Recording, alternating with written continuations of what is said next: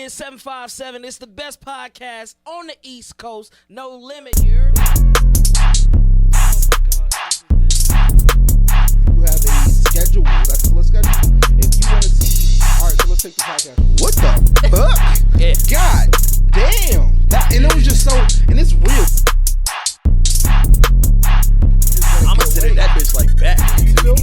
Black ass. You want a fortress? Dreadhead. Damn. No Limit podcast with Shogun D-Lo. So you said it back. Let's start this over. Time and time again, we come back with the best of the best in the biz.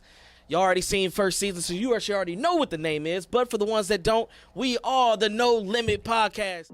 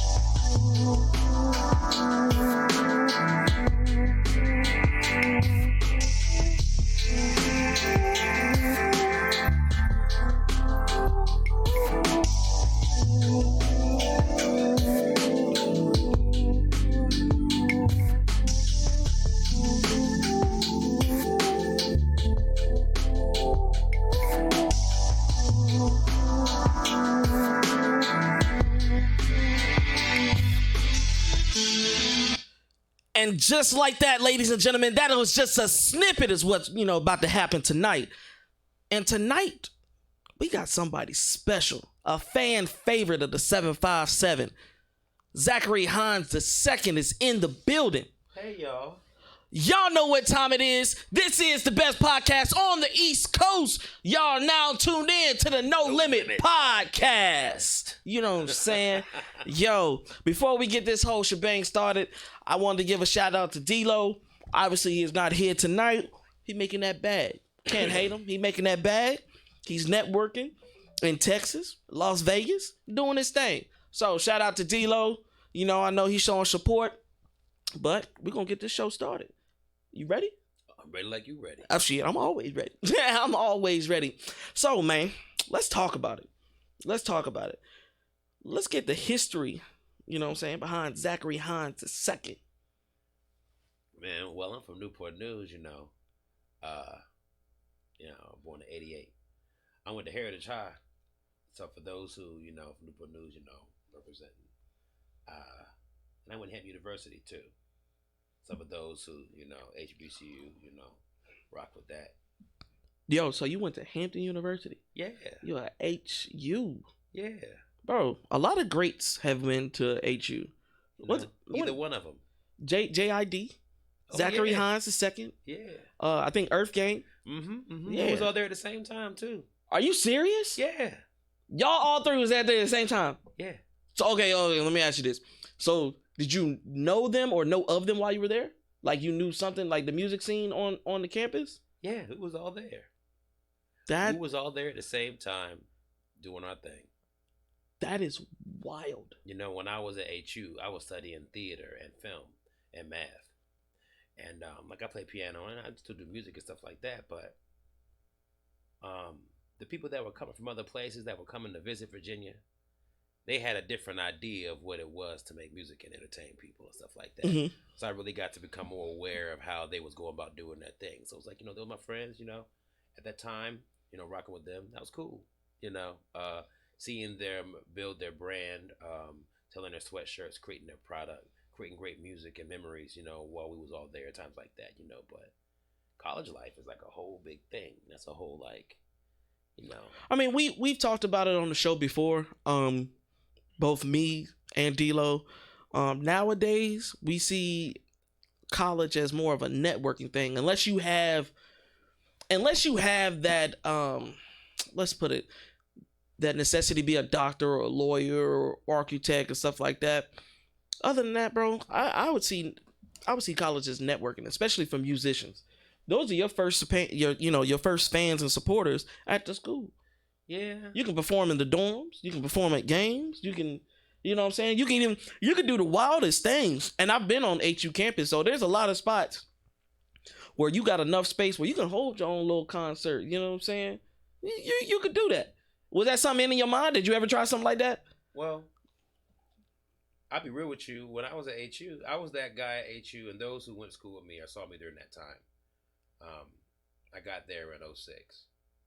And during my time at HU, anywhere there was a piano in a student center or whatever I played, I would play the piano for different ceremonies for the school and stuff like that. I wasn't a music major or anything, but I just like playing the piano. And HU was my home at the time. I was home by the sea when I was there. Mm-hmm. So I was at home, so I saw a piano, I want to play it. I'm the kind of guy where, I see a piano, you want to play it, Yeah. So I kind of just play wherever and, kind of just got comfortable doing that. For me, when I went to college, I went to school because, I was on scholarship. I wanted to be a philosopher. I wanted to know more about life. I wanted to have a better understanding of what God really was. Mm-hmm. This thing that everyone talked about so much. What was love? What was God? And as a younger person, I wanted to seek those answers. So, I did what I was doing, living life, finding myself. But, through those years, I always was musical. I always, work on my talents just because for your own health, you feel some kind of way, be in your bag, shorty break your heart or something. Right. You go sit down and play the piano. You write some poetry, you express yourself, get off your chest, And so I think that during those times, I really created my practice of creating, because it was something that was more of a spiritual practice for me. It was something that was more of a healthy thing for my own mental. And Hampton University at the time, was a place that facilitated the creativity, whether they knew it or not, right. Because I was getting my thing off, at different hours, Right. Like I wasn't a music major, so, I was doing my thing, where I could, but there was enough living there to get it how you live, and so I did. And I feel like every other artist and creative at any university that finds their way into the creative line of work, found their flow, and their audience and the people that really rock with them. As a creative, I can say whether it was a grand thing or a lesser thing, I can say that there was support. There was support for creativity, especially, I'm sure we'll talk about that more as we have our conversation, but there was a greater appreciation of the arts. I will say there's great polarization of what is considered mainstream and what, was more niche or more fine art and stuff like that, but the resources was there. Bro, I'm digging the vibe, bro. I'm digging the vibe. And let me give people my history lesson on Zachary Hines the second. We actually met at Buco's. We met at Buco's. I was there with another artist. Shout out to Goon trying to get his feel for the Virginia scene and get back out there. And slightly conversations. I'm watching the room. I peep the room. I watch everything. And it's one thing that everybody kept getting off the stage and going in that direction. I'm like, who is that? So I took my little drink, slide side. I'm like, okay, who is this? Why is everybody dapping them up as soon as they get off the stage? Like, who is this guy that everybody wants to shake hands with, a hug or something like that? Like, you got a big influence in this city, man. A really big influence. I like it. But what I really want to ask is, where did that influence, start? Like, where did it start? How did you get your name out besides going to college and stuff like that? Being consistent and providing your gifts. People like something, they like something. I think it's just more of experience. I gotta just be grateful for the opportunities that I've had to express myself through the years. But yeah, being in the community, fortresses. I guess I could mention the business I started 2013, 2014 about progressive community artist development, because I felt that people want to create things. Some people have purpose they want to create. They have ideas they want to bring to life, and they just need people around them that are willing to help them bring it to fruition, to fill those gaps. I might not have known a whole lot about creating big grant programs and corporate things and stuff like that, but I knew how to create a solution. I knew how to talk to people, and I knew that I could leverage my resources on my platform for other people to do the best they can do. Just it's been so long. I've been doing this for over 10 years now, and I've been an artist long before I started my business. And so at this point, it's just like all I can do is really just give thanks. I don't know. I can give God a glory. As we're speaking English. Yeah. You know what I'm saying? Yeah. No. I see, one thing that I peeped that you just said is just like you created a solution to help other artists. You gave them that space to learn and create and understand what's going on around the area and how they can be better for themselves.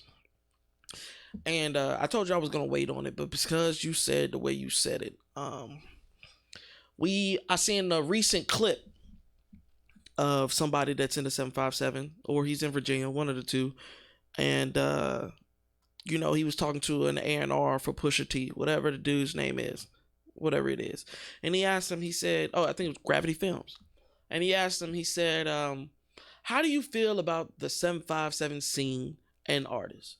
He looked at the dude, then he looked at the camera, and he says, the scene is trash.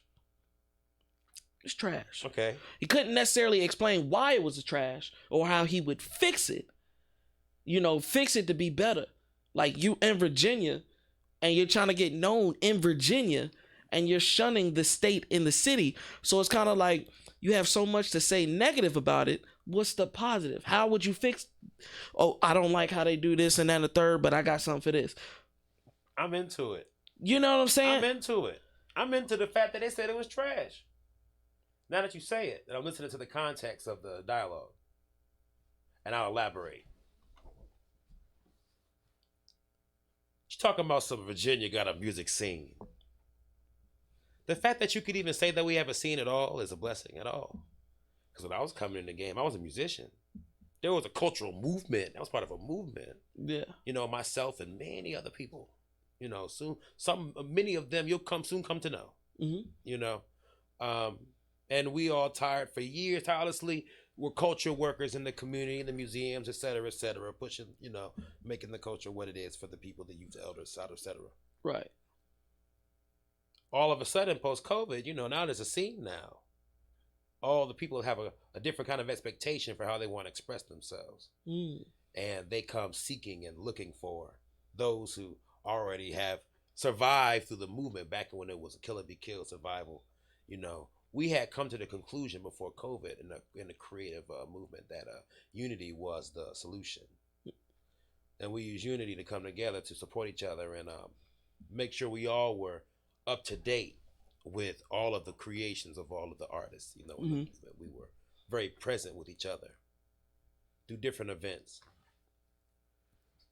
So you kind of went through the crab in a bucket era then, because that's what I'm assuming, because back then a lot of people was like, oh, it's a crab in a bucket, nobody wants to see you win. Like you just said, it was either you eat to survive or you die, you pass away, you know what I'm saying? Like, Charles Darwin, only the strong survive.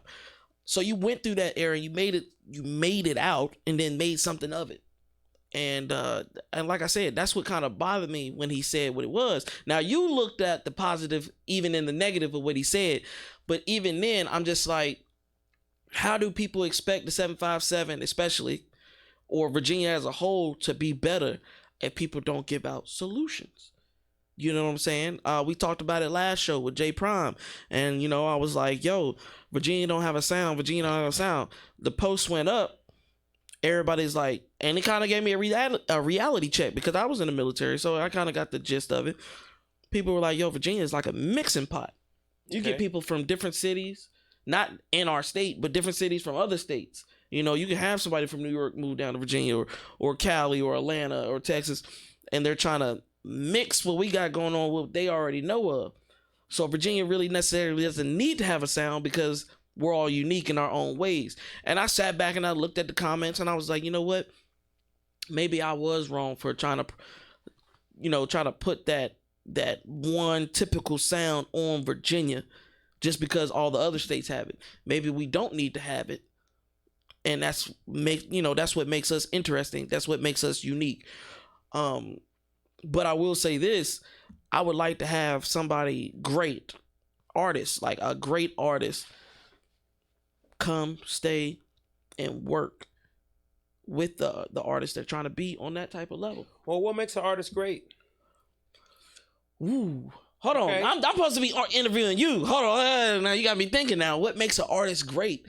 Ooh, that's crazy. Because is it a monetary thing? Or do they have to have left the country and done X, Y, and Z and bop-de-bop? I think that goes back to the solution of the problem is a lot of these people who are complaining about why their music isn't making a difference aren't realizing the fact that what are you doing the music for? Yourself? Music has a purpose. You make a song for a reason. Ooh. I've been able to make a living creating songs for the events they're for. Ooh. I was like, Zach, I need a song for this. And then I'll make that song and we go perform it. And I'm just doing what I'm supposed to do. I'm administering a service to my community. Intentionally and purposefully, consistently. Hold on, I got something for that. Clip it.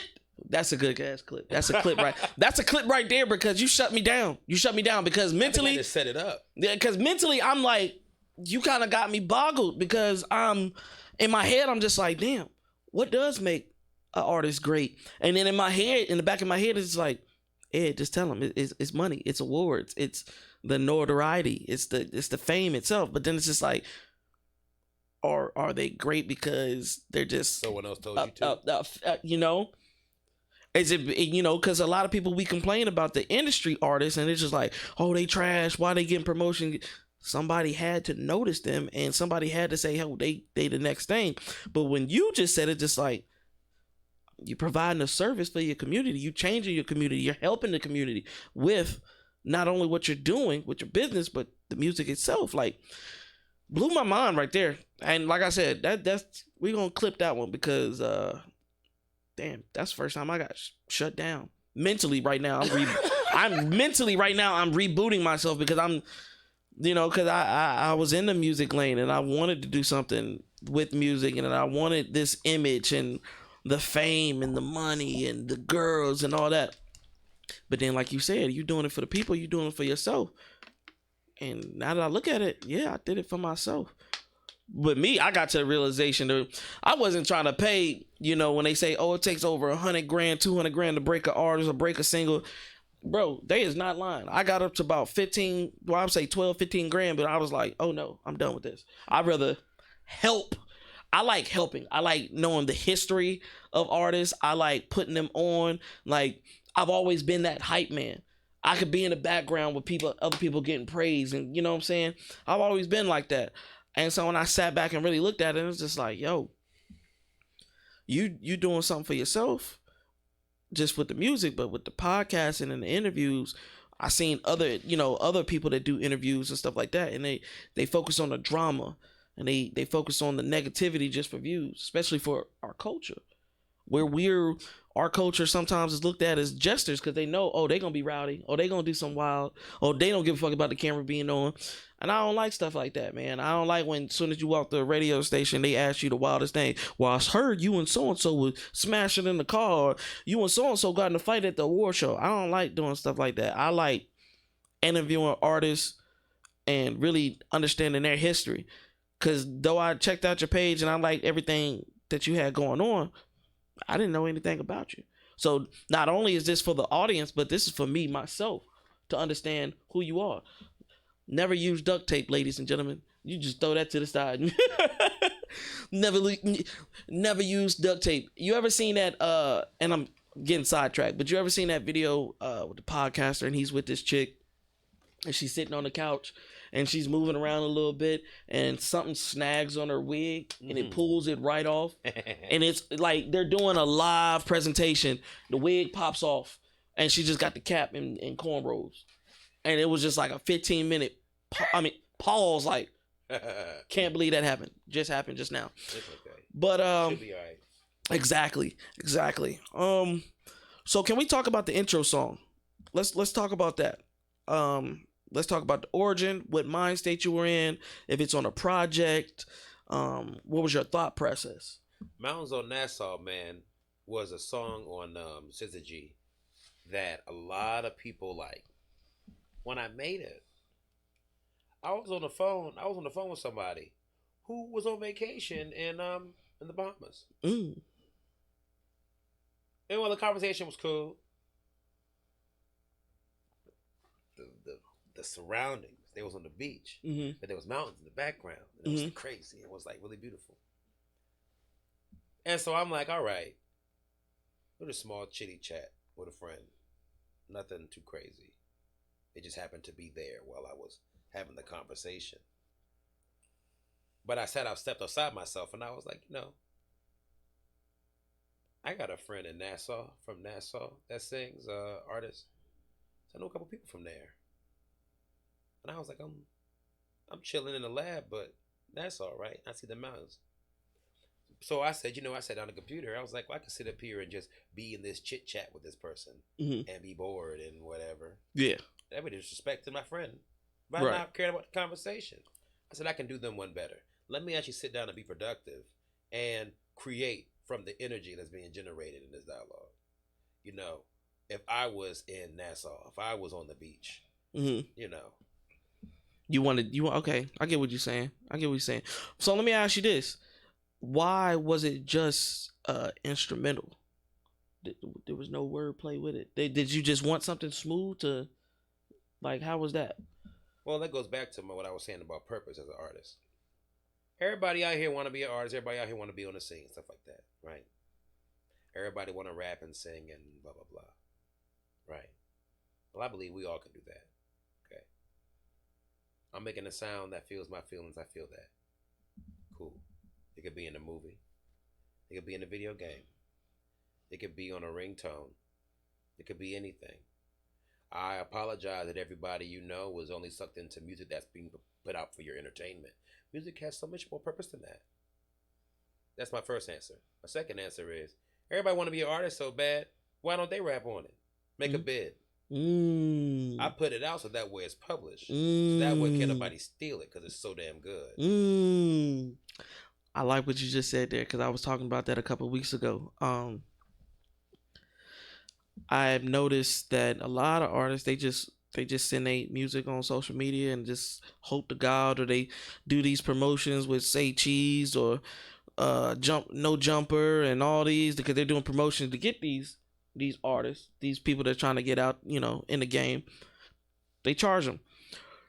But I've yet to see an artist go and do some research to get their songs put on Netflix or a movie background or a video game, or you know what I'm saying? I've yet to see it. Like you said, there's putting out music has a bigger purpose than just the little thing. Oh, I just want to be on the radio. You do more than being on the radio. But like, I want people to listen to the music. Like, every year I have to release at least one 10-track album. I have to. Every year? At least one. SZA G was my 19th 10-track album. That's not counting the EPs. Hold on, ladies and gentlemen, I'm sorry for pausing the way I paused, but you've put out 19 albums? With 10 songs on them, yeah. Jesus.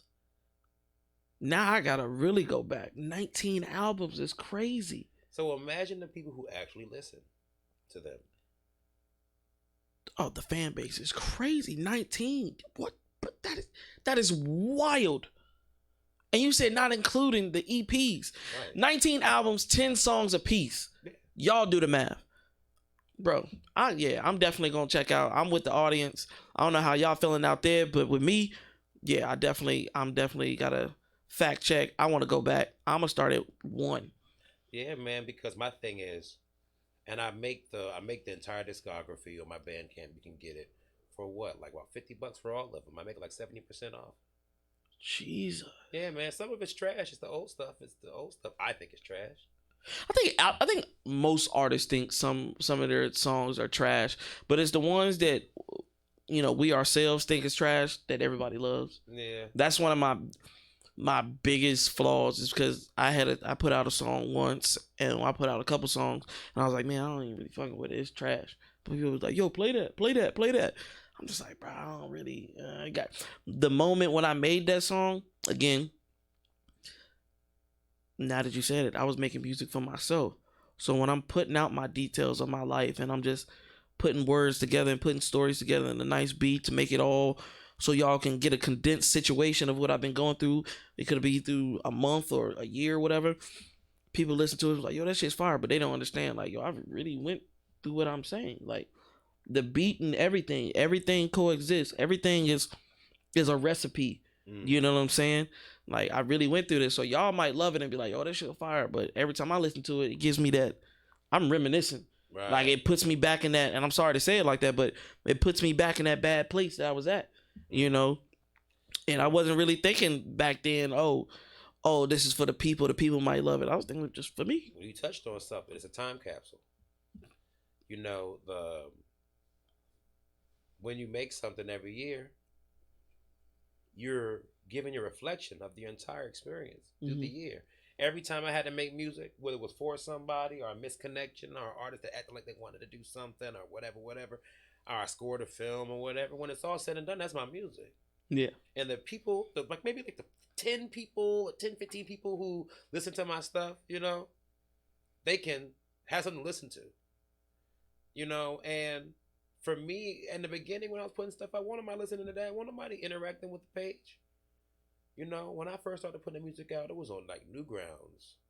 And because I just wanted the music to be somewhere. Like, I wanted to be in the world. I wanted to challenge myself to finish what I started. When I was in college, my younger sister went there too, my sister Imani.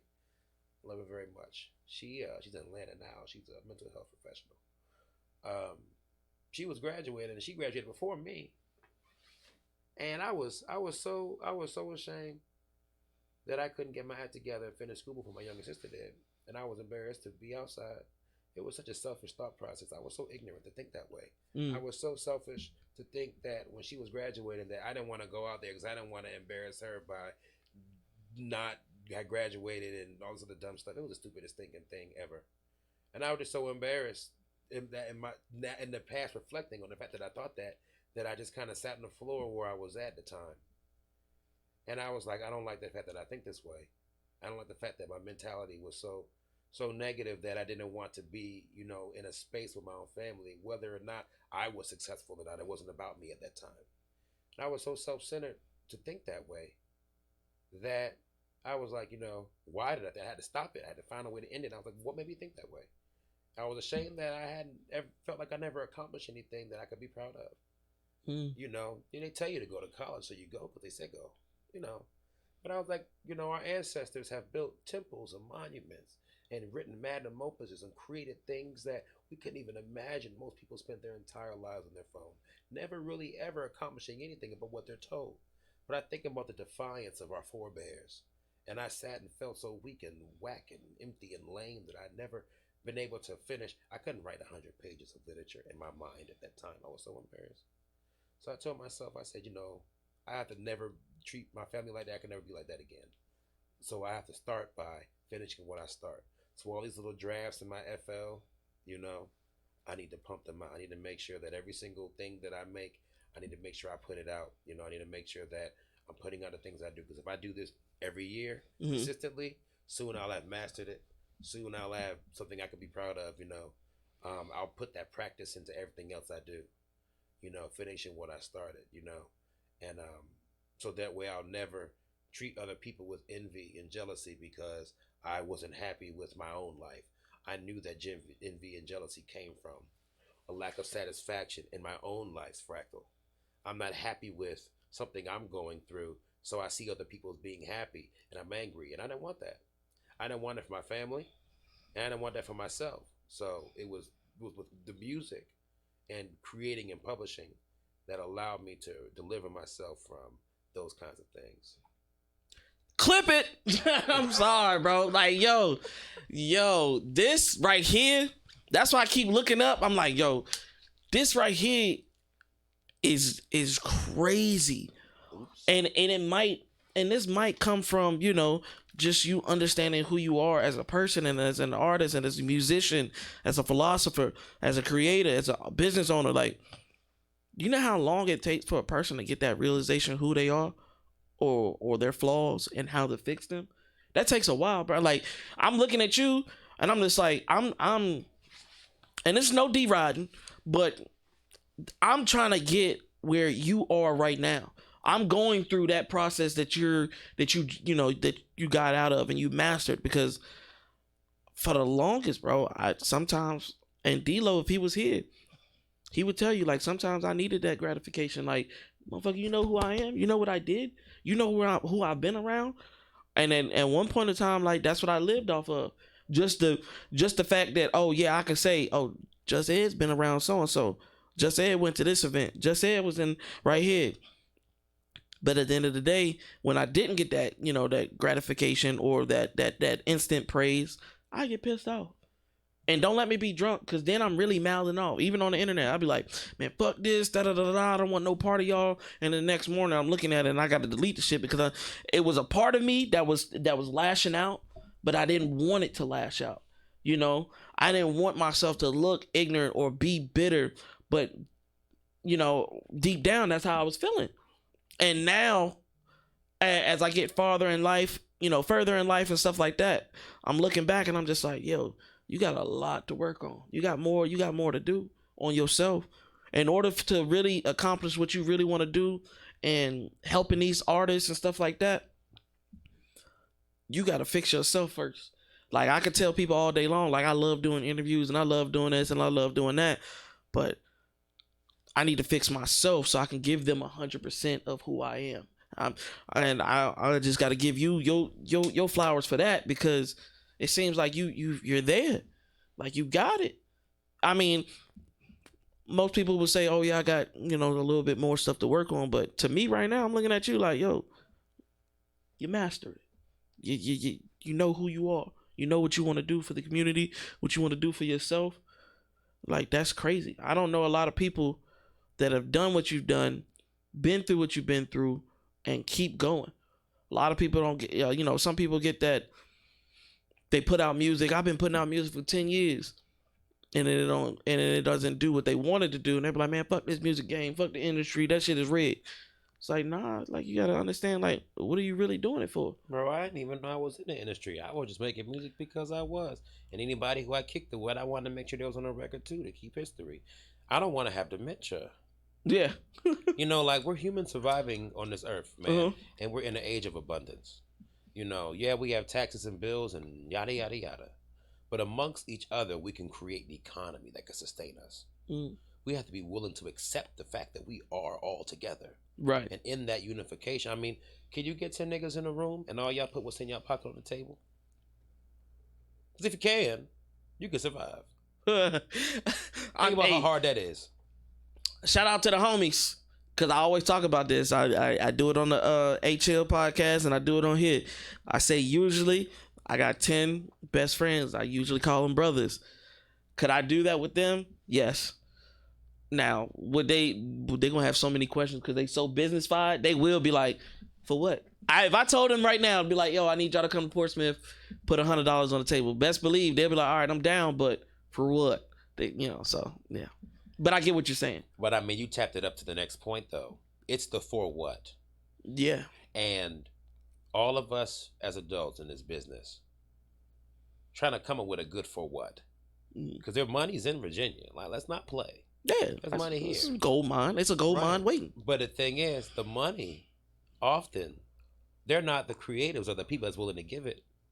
Mm-hmm. That's like a breeding line. You got the promoters and all the business people and all the connector people who are out here who make it their number one service to make sure they know that person with the money and build that trust. Right. And then they gatekeep the money. Mm-hmm. You see? Mm-hmm. And so it's just like, if you got a good pitch, you got a good thing, Well, I'm an actor, so I learned from auditioning, studies back in school. It's not really about, what you think that someone wants.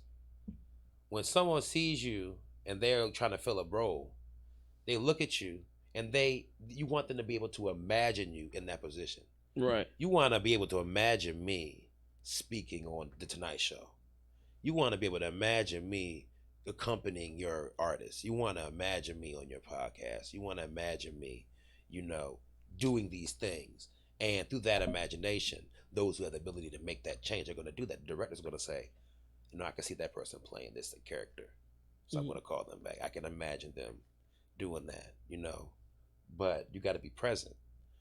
I think a lot of people are so hyped up over what they was doing because they didn't finish. Clip it. Oh boy, hey yo, this right here, boy. You answered your question as to why folks get the dap. Yeah. Yeah. That's crazy. So we got you're an actor. I mean, you went to school to be in theater and stuff like that. An actor. Let's talk about, actually, we're gonna get back to the actorness, but the piano. Where did that start? I've been playing piano my whole life. Really? Yeah. Like, okay, when people say their whole life, like, okay, what age did you find interest in the piano? I'm 35, right? Yeah, I'm 35.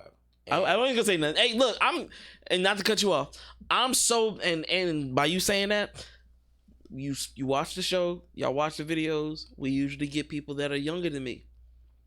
So when they be like, oh yeah, I'm 21 or I'm 22, 23, I be like, damn, that's crazy. But you said, you said it off the rip. You like, I'm 35. Yeah, I'm 35. So I don't feel bad at all. It is what it is. Okay, I'm listening. You know what I'm saying? When I say that is like, my grandmother had a piano at her house. My grandfather and grandmother, they had a piano in their house in Gloucester. And I would go in there 4, 5, 6.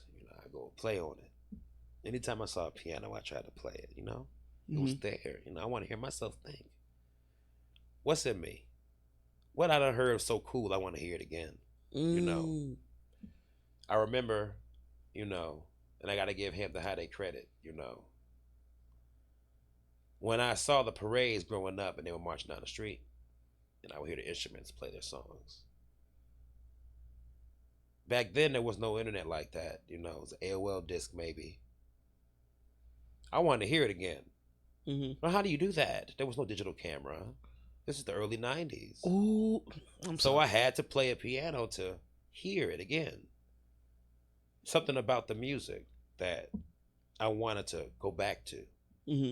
I wanted to relive that emotion. That's so crazy.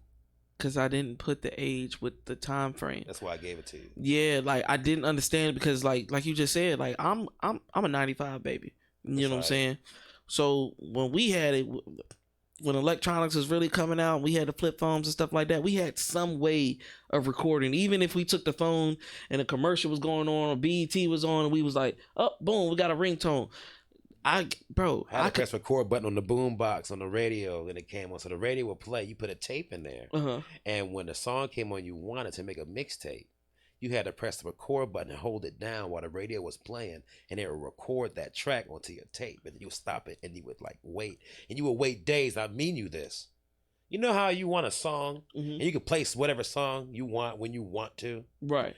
I had to wait days for a song I wanted to hear. I heard when I was sleeping or in a dream or in a movie or driving down the street or someone was singing an earworm or something on a school bus. I had to wait days for the song to actually come on. I had to wait in front of that boombox. That's got to be mental torture. Well, no, that was human. But I mean, I might have been effed up then. But think about the elders that came before me. They had to wait for a band to be able to play the shit. Oh, in they city. Oh, they coming this year. Oh, wow. And so, but I give you this notion to explain to you how much we as human beings in this time take our lives for granted and how little of time that we've had to do such a thing. Jesus. So much so, in fact, that everything that we've been taking advantage of might disappear tomorrow. And I just want to make sure that I'm ready when it all shifts. You're going to need that piano, brother, that's willing to hear you out. Jesus. Boy, that's so deep. That's so deep because I don't think really people even I don't think people even consider the notion of like things might not always be the same or in an instant. Could you imagine, and I mean nowadays, could you imagine if the internet just went out for like a day or two? Yeah. What would people do? Like if the internet just went out for like a day or two, or let's not even say a day or two. Let's say like a month to 3 months. If the internet, what would most of these people do? How cards? I mean, some. Some. The old heads would, but the young ones coming up, what would they do? Well, we had to find out what we was gonna do. Yeah, that's true. I'm saying it from a perspective because I got kids. And my daughter, she's 7. And one day, I think it was like a couple months ago, she comes running in the living room and she's crying. Bawling out. So I'm in daddy mode. What's going on? What's wrong? Da da da da. She looks me dead in my face and go, something happened to the Wi-Fi. And I'm just like, are you serious right now?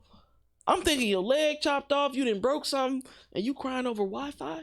Because the Wi-Fi had a little, they go in and out sometimes. I was like, yo. And then I had to sit back, and I made her sit down. I made her do a little time out, breathe it out, and, wipe her tears and everything. And I was like, yo, you got to find a different way to get your happiness. But I'm saying it as a father. Like, I'm saying it as trying to teach you something, But I never put it towards myself or my surroundings. Like, if the internet did go out, what are people going to do? I can't wait. Like, that's some scary. It's scary, but it's kind of interesting because I want to see what people are going to do. People have been running from their relationships and their lives and their accountability since they had it. If I said something real and all you had to do was like my post to act like you felt like that was enough. What if matter of fact, I'm on screen right now, What if all the little passive aggressive half expressions that was given to me never was enough? What if it never was enough? And I really just wanted you to call me when I said call me. You never did. And every person that probably felt I'm just talking about them, it's crazy because that's a lot of people. So it's like, I can't take it personally because that's just people. And so it's just like, or maybe I'm just crazy. And if I am, then this exposure right here will confirm that too. No, because right now, like I said, I've already resetted my head once. I resetted my mind once when we were talking. Now I'm resetting again. Like, damn, like, yeah, we have been living a facade because we have so much technology around us. Like, especially when you say relationships. I don't know why it hit me. Actually, I do know why it hit me, but relationships, with social media and the internet, you can hide a lot. Yeah, like think about it.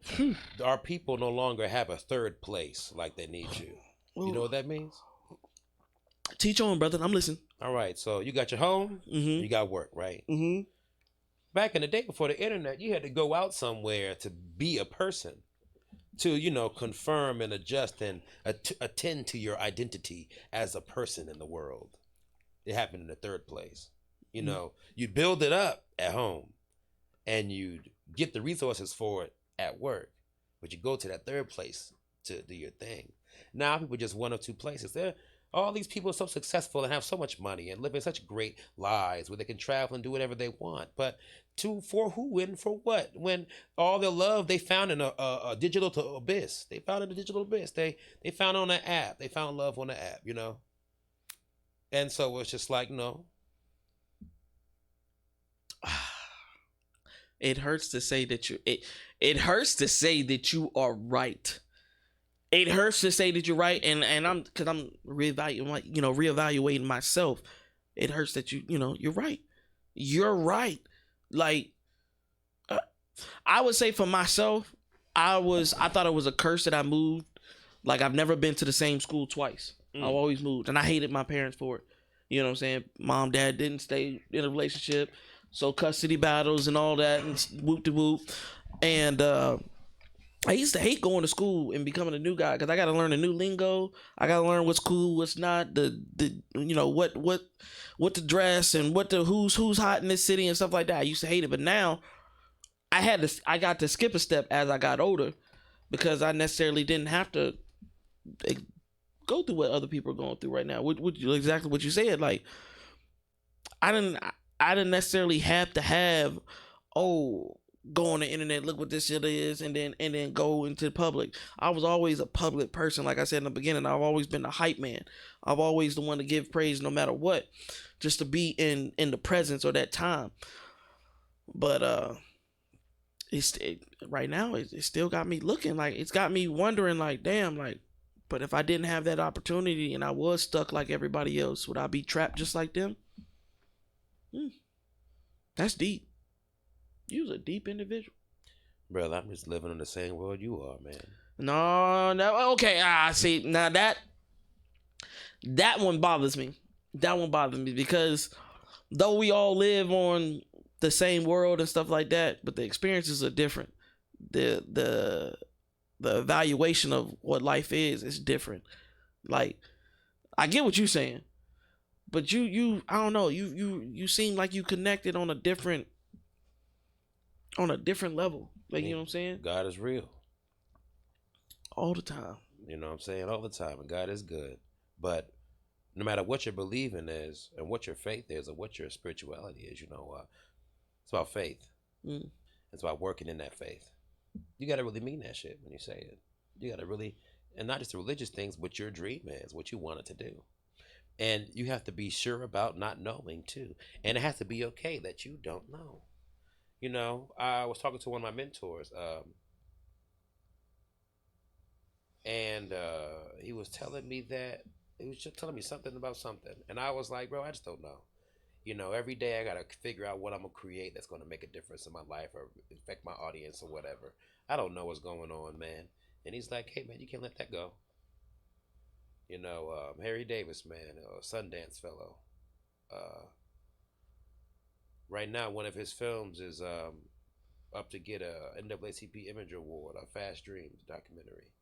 He said to me, he was like, you as an artist willing to admit you don't know what's going to happen next, puts you in the most boldest positions because everyone else is pretending they do just to get by. You willing to say that you don't know what's happening next and willing to put that in your art puts you so far ahead.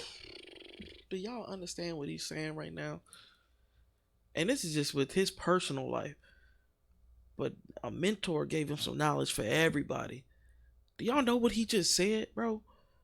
Like, some people think that they know everything. Not like their life is just boom, boom, boom, boom, boom, boom, boom, boom, boom. And I do it myself.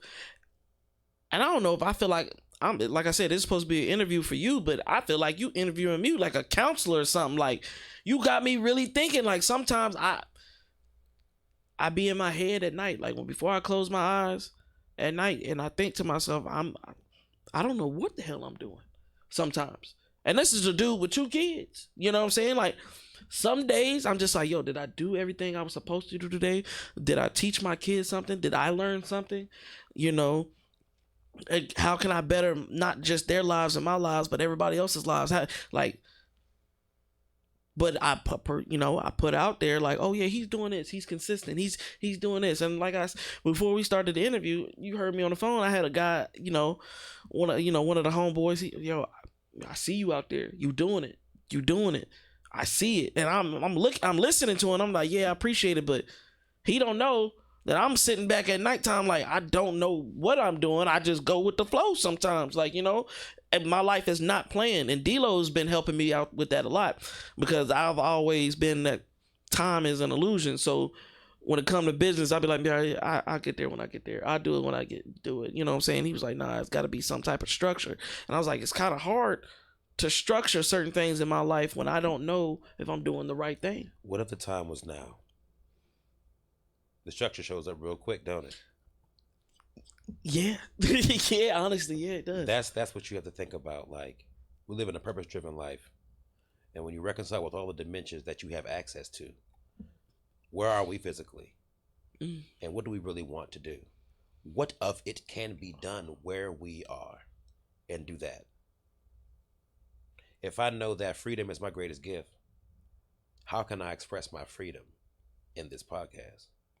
By just not knowing what's going to happen next. Is anybody else getting Morpheus vibes? I feel like I'm Neo in the Matrix. I'm not ready to take the pills. I don't know which one I would take. I'm not ready. I'm sorry, bro. Hey, look, just leave me in there. Let me develop a little bit more in the Matrix, bro. Cause right now I feel like you about to hit me with so which option you gonna take? And I don't know. Like I honestly, and it's so creepy right now that I said that. Cause I'm looking at the glasses and you real. So what are you gonna do? And I'm looking at the lights. And if you haven't noticed the lights, it's red and blue lights. The red or blue pill. Which lane are you gonna take? And I'm just like, holy shit! I'm having a revelation on the couch while I'm doing an interview. Every morning, though. Every morning, you gotta ask yourself that, though. That's wild. You ever had a relationship with somebody? I don't know if you're married or single or not or whatever, but you ever be with somebody, and while you're with them, y'all having a good ass time, but you know that shit ain't gonna last. And you tell them, I'm bold. You tell them, we can't do this what we're doing forever. It ain't gonna be like this forever. And then you ask them, don't you believe that our love is symbolic? The fact that we're attracted to each other means that we're supposed to play a role in each other's lives of some kind. When are we going to attend to the purposes that of which we came into each other's lives for? And then once we do that, it might suck that we might not be able to be together because we'd have motivated each other to go on our paths. But wouldn't it be great if we could see each other again? How many relationships would you still have? And even if you only felt like you had them because they went ahead. D-Lo, wherever you are, I needed you to be here tonight because this. Hey yo, you have to bring me back, bro. No, I'm gonna have to bring you back just because, like, yo, another one, like, bro, cause I be thinking just like that, bro. She told me not to say anything, but it's just like, okay, one of my situations, I have felt like that. I have like thought about like, okay, we're in a relationship, we're doing this, and this, we've been together for this long. Are you an asset to me, or are you a liability? Like, are we benefiting each other, or are we just taking care of each other? Like, are we really building, or are we just going along for the ride? Like, it's one of those questions you gotta ask yourself, like, what are you doing? That is, damn it. I'm sorry, man. No, this is definitely your fault. This is definitely you. Look, we not even done with the interview, and I'm already like, yeah, you gonna get a part 2, but I need backup. That way I can sit down and think about this shit, because usually when D-Lo is here, he'll say you and him got the same mindset, so I can sit back and really think about what was being asked and give some time and then I can say something back. But tonight it's just like da da da da da boom, and I'm just like system rebooting. Like, oh man, like damn, like I really need to think about that. I really need to think about this. You gave me some homework. I don't usually I haven't had an artist, musician, business owner come on this show to really sit down and have me think about what I got for my own self. So you gave me some homework, and I appreciate that.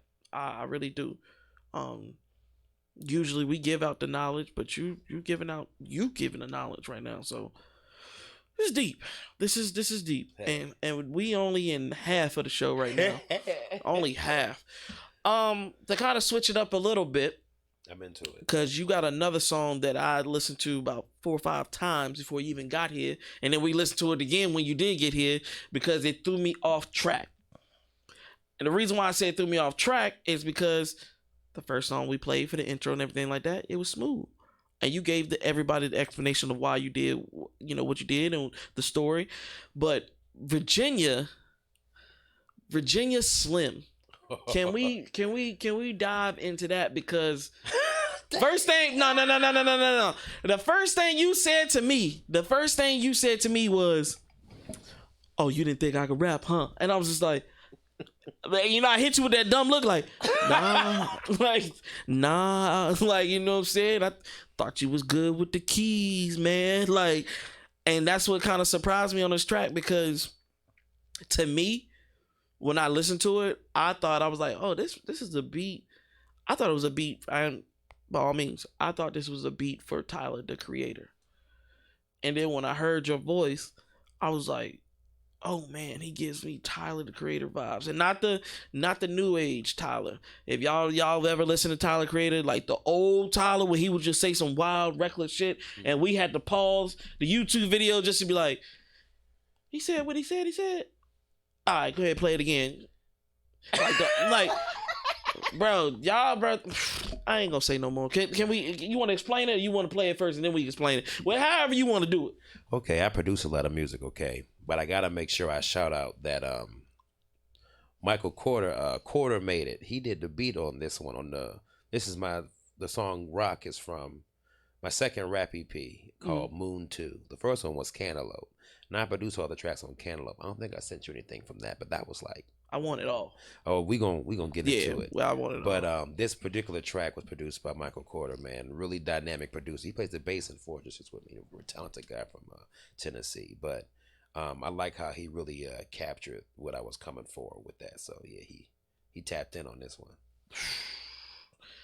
And again, we gonna talk about it once the song plays, because after the song plays, because y'all see why. Y'all will see while I'm saying what I'm saying. Oh crap.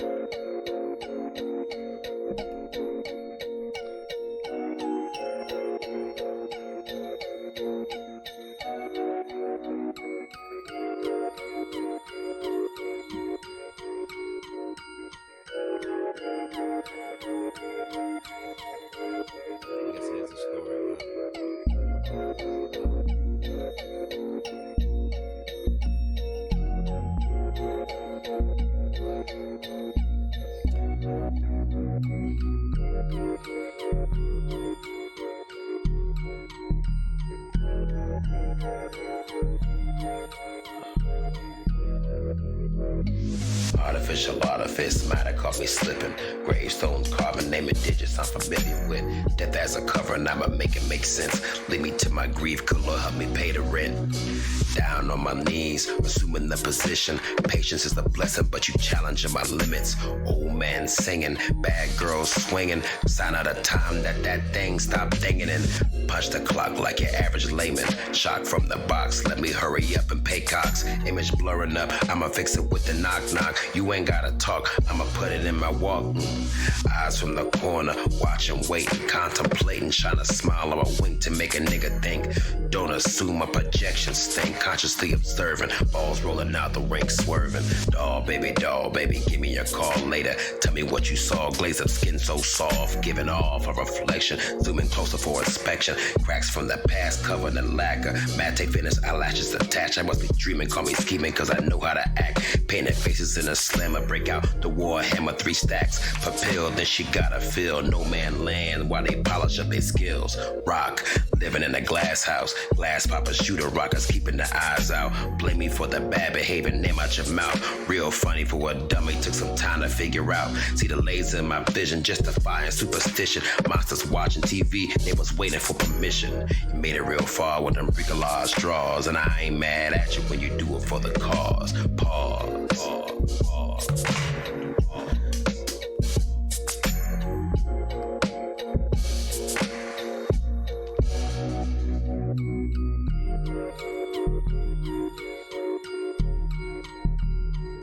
So that right there was Virginia Slim, ladies and gentlemen. Oh, and I'm glad to say it. I'm actually happy to say what I'm about to say. That is hip hop. Oh man. Oh, that is hip hop. That is what everybody's been craving. Everybody's been saying, "Oh yeah, we want bars back. We want bars back." Y'all wanted it. He gave it. If you don't, and if I'm wrong, then please tell me I'm wrong and tell me why I'm wrong.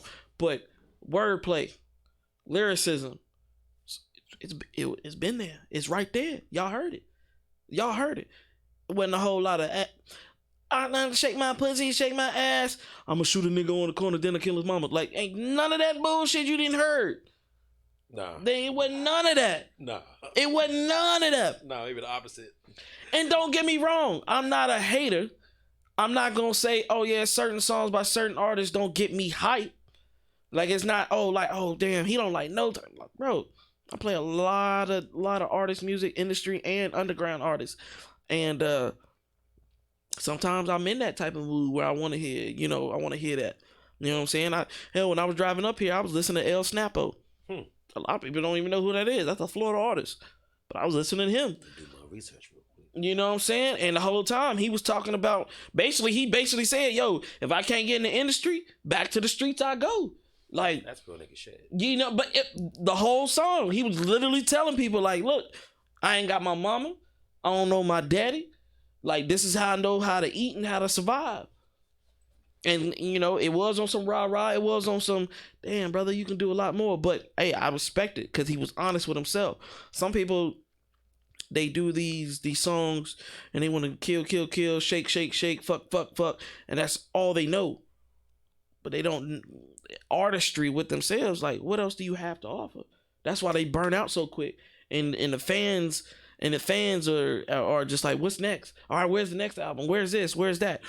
It's like candy. Yeah, exactly. It's your endorphins, that 30-second high, and after that's gone, what can it be replayed? Yeah, I want you to be like, hey yo, what did he say about Warhammer 3000? What did he say about polishing up his skills? You know what I'm saying? It's just like, yo, bro, like, come on now. come on. Y'all got some competition out here. Knives sharpen knives. He got the blade out. What y'all gonna do with it? Like, but I want to ask this, because I just said it and I just switched up my whole vocabulary, and it's because of J Prime, because we were talking about it earlier this week. He doesn't, and we kind of agreed with him. He doesn't like the title of local artist, because he feels like when you do these events or people host these events, it's just like it might be 24 artists, and they be like, another local artist, boom, boom, boom. They do they set, and then I said he wanted it kind of more of a like, okay, we're gonna have 5 artists this time. Y'all come see their show. You know what I'm saying? Let them do performances and stuff like that. How do you feel about the title of local artist? I guess it depends on where you live. Because if I was in New York City, that's cool, right? Mm-hmm. Okay. Right. I think it's cool. But we're in a different time now. COVID popped off. Everybody went home. Everyone's a local artist now. Mm. You know, like, what you going to say? What we going to do? We're going to do something in the water. Frog going to come out and perform. He's a local artist. Like, we just got to get real with ourselves. What it really comes down to, can you swing a crowd? Are people excited about what you got going on? Do they want to come see it? Can you get the venue paid? Everybody want to make some money. Yeah. Is the venue going to get paid? Is the crowd going to spend money? Because there's some venues out here that I bet you, if I went to their venue and said, listen, I want to play some music in here. And they're like, oh, well, you need to have this many people come to your venue. I'm like, oh, that's real. Why? Because you got to spell that many drinks and whatever. We got to make blank, $100, 12, 15, 30,000, whatever. Yeah. Whatever arbitrary number, right? But what if I'm like, here's that money right now. I just want to play in your spot. Mm-hmm. Then they got the money. And everybody cool, right? And then we could just tell the people to come to the show. No matter how many actually come or don't come. I understand that. I get exactly what you're saying. It's like right now, it's like if everything comes down to the consumer, like people make the vote. People, it's the people. Like people talk about how the system's corrupt and da-da-da-da-da. But there's so many regular people whose lives are based upon that corrupted system that depend on it, that they're the ones that's not going to let it happen. You know, it's the people that are voting for the X or Y candidate that people couldn't believe got voted for. You know? And so the people want radio music. Like, perfect example. I've been able to make some kind of impact doing original music when I perform. But as a musician, people want covers because they don't want to think about what they want to hear. How do you know what you want if you never had it before? You're going to get what you've been given, you know? For me to bring you music you never heard and then not be a cover, if you to think it's good, it's doing a lot of work. That work actually has to be good. There's a lot of people out here that aren't that good. And they feel entitled because they're from here. The local artist comes with a lot of weight. That means you have to be good. Because if you're a local artist, you feel entitled to perform on that stage because it's down the street from you. But if you can't sing that good, or you whack, or you don't got a dope sound, you don't got to do, or whatever your thing is, you don't have a thing. If people don't like you, then people don't like you. And if you're not providing music for no one in particular, then what are you doing? I started out performing for the children. I started performing for communities. You do it because it's supposed to be done.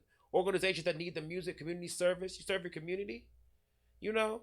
I was serving, when I first started Fortresses, we were just doing community service. We were just doing community service, and we just happened to sing. We just happened to love music. We just happened to rap. We just happened to play instruments. We would be like, I know we're going to come help pick garbage up for y'all. But can we play our music afterwards? Right. Because we're musicians. You see what I'm saying? That's dope. Like, that's so dope. I'm sorry. I'm smiling because that is dope. Not a lot of people think like that. Like, look, I want practice to doing my music on stages or in front of a crowd or whatever like that. But are you willing to do it just off the humble to help your community? Like, I've never heard an artist come in here and say, oh yeah, I do community service. And with that community service, I might build a house, I might clean up trash, might read a book to the kids, and afterwards I perform. First time I heard it. First time. This is my first time hearing it. But it's dope that you do something like that. But the beautiful thing about Fortresses is every person that you've ever met that identifies as Fortresses are the same way. And for everybody, for the audience or upcoming artists or someone that's trying to get into this lane, how would they get involved with the company? Easy. Just see me, hit me up. It's easy. Like any artist, like everyone out here, groups got at least one Fortresses person in it. Really? Yeah, for the most part. You Fortresses now. That's true. You done sat right in the class with me and learned a whole curriculum of things on accident. Yeah, I did. Yeah, I did. You usually, and crazy thing is, I liked how you said that. Like, oh yeah, you part of it now. You learn some curriculum. I tell people when they walk through the door, you're part of, you're part of the No Limit podcast family. Right. You know what I'm saying? You're part of the family. So whatever we got going on, y'all gonna be the first ones to know. Not the outsiders. I mean, we're gonna put them on too, but the family comes first. So I respect that. And anybody that's, looking to really endow and learn something, just said approval. He got it. Learn something new. I like I said earlier, I got homework for myself because he dropping gems tonight, and I definitely appreciate that. So we done covered 19 albums, 10 songs apiece, EPs, the bit. Oh, let me ask you about this because I don't think I asked you. It's Fortress, right? Fortresses. When did you come up with the idea for that? I think it happened naturally. You know, people rock with you. Mm-hmm. Hang with your homies, smoking, chilling. You know. And then one day I was like, something in me was like, yo, bro, you know. So I thought about it with the shorties. Mm-hmm. We can't be having fun forever. It ain't gonna be like this forever. Right? I used to think that we was younger. I was chilling with my homies. And I was like, bruh, we ain't gonna be able to be like this forever. We ain't gonna be able to get off work or just kick it and just be smoking and chilling forever. And ultimately get a girlfriend after kids and die. It isn't gonna be like that. The world is changing every day. This is facts. And so this was in 2011, 12, 13. You know, I was like, every day that we get together, we need to be trying to create something. For all the homies and friends that come and drink and party with us, we should be entertaining them with our own music. We should be creating our own culture because we have all these people that rock with us and all these people that need our help and want us to do things and they need public amplification. They need live music. They need a band. They need da-da-da. I was like, I might not be the best. I might not be good. I might not be nothing, but I know that I'm consistent. I'm only going to get better. And so we can commit to every time we get together, we work on making ourselves better every single day. This is some real inspirational, motivational topics right here. So I hope y'all paying attention. Yeah, man. I mean, since I began, I haven't stopped practicing and working on the craft every single day. And so and holding rehearsal at least once a week. Hold a rehearsal once a week. And I thought doing the shows was like, dang, like, you know, I had Monty, he was in the beginning, he was like, hey man, you need to upload. You need to learn this. I get some time for it. And literally when I was just like, all right, I'm gonna be serious with the No Limit podcast. I'm gonna be serious with everything I got going on. I'm gonna stop just telling people about it. I'm just gonna do it. And then I caught myself being a year behind, and I'm uploading stuff, and people are like, man, your page is dope. You only been doing this for a couple months. I was like, nah, the footages that I've had, it's been out for a whole year. I just wasn't motivated, wasn't really sure, wasn't really, you know, I wasn't really there to really do what I wanted to do. I had so many setbacks, and I let those setbacks hold me back. Not anymore. Not anymore. Especially after this conversation. Oh, we going 1,000%. I don't know if you watch a lot of anime, but you know, do you know All Might? I'm hip. Okay, you hip. We gotta go plus ultra. You know what I'm saying? Yeah. Hit the.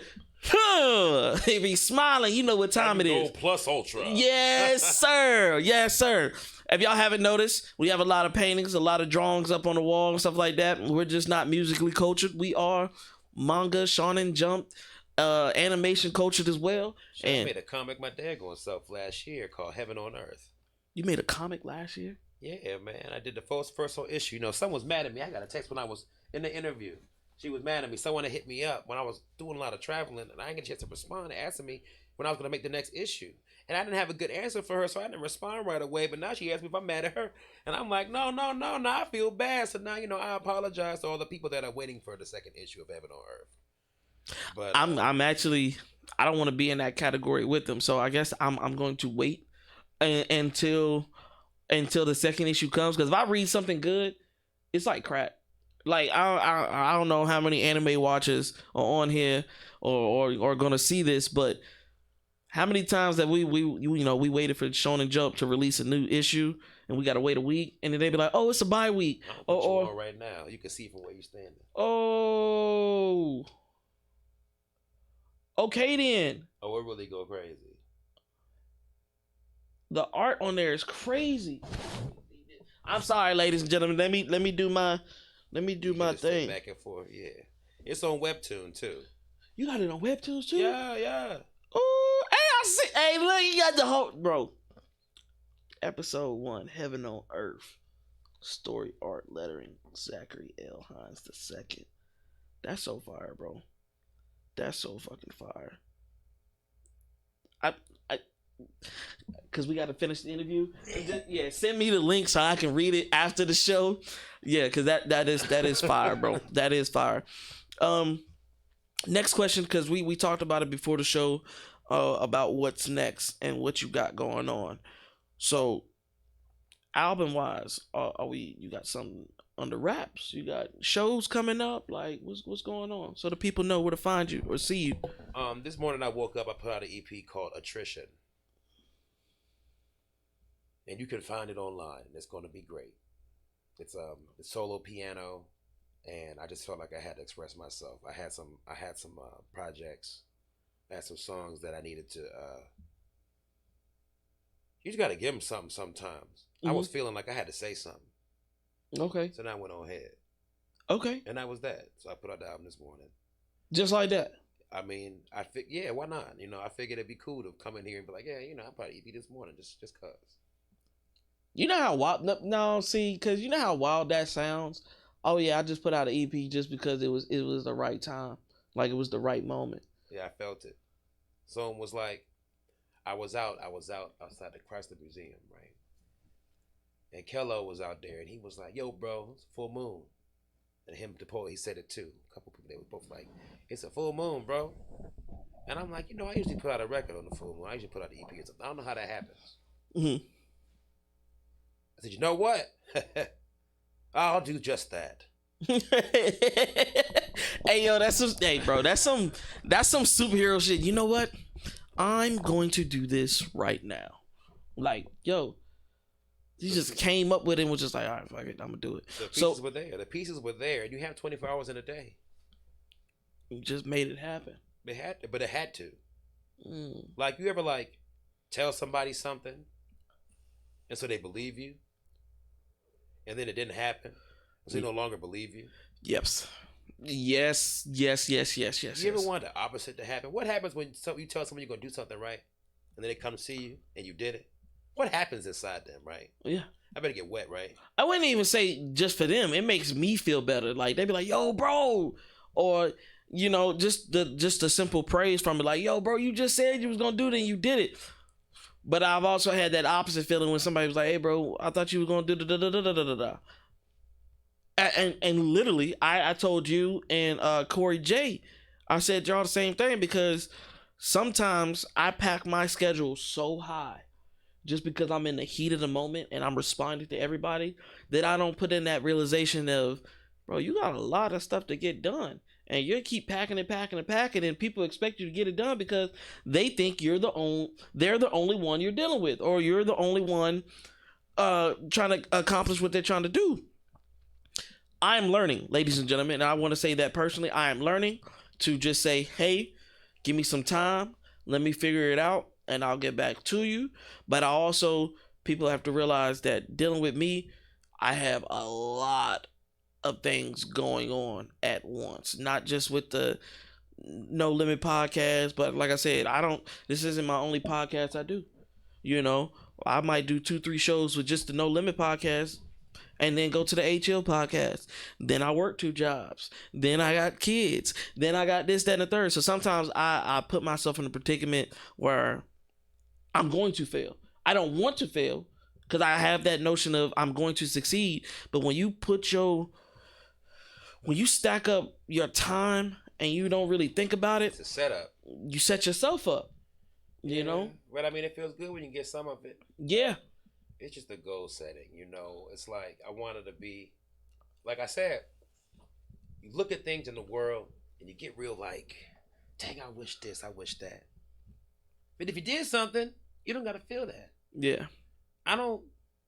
For all of the big crazes that have come and gone in the world and all of the things that everyone's gotten themselves wrapped up in, OnlyFans and online dating and all of that stuff, nothing wrong with it, you know.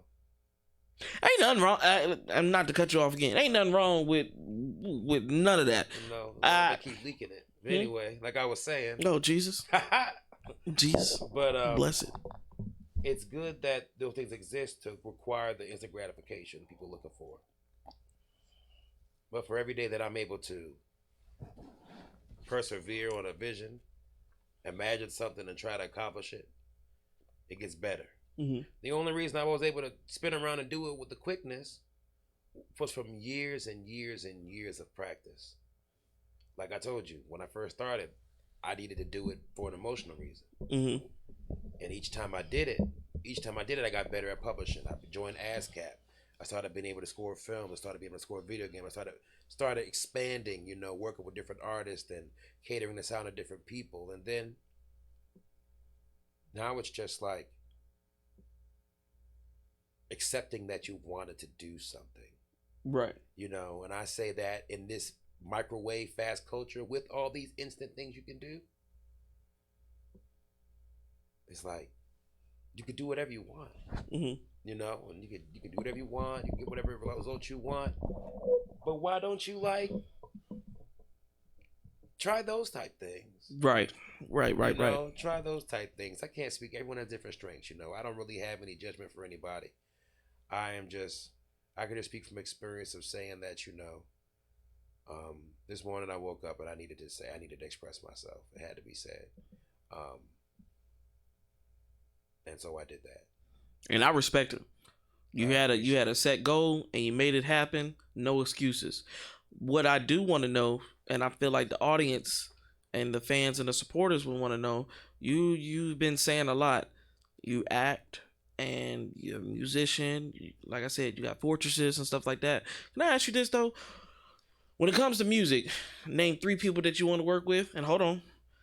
And when it comes to acting, who would you want to work with or learn from? Musically,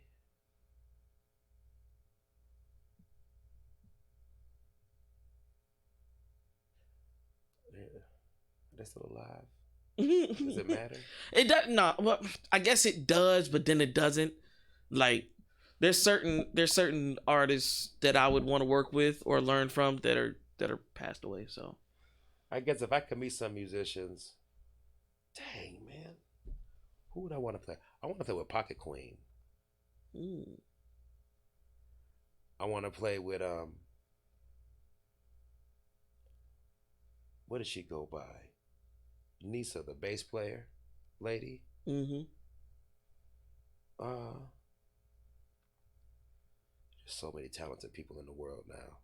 For real, I just want for people to know that I exist and that want to, collaborate with me. I'm not really good at being a social media musician where you do the cool stuff and do the covers and stuff. I perform a lot. I do perform, And I have noticed that with a lot of artists that we've had on the show, or just people, entrepreneurs in general that come on the show. Sometimes I'll go on their page and I'm just like, damn man, you ain't posted since December 30th, or you ain't posted since March 21st of 2023.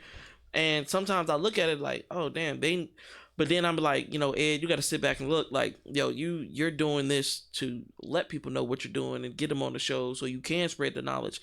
Some of these people, they're out and about. Like right now, today's Sunday, but usually when we do the show is Wednesdays.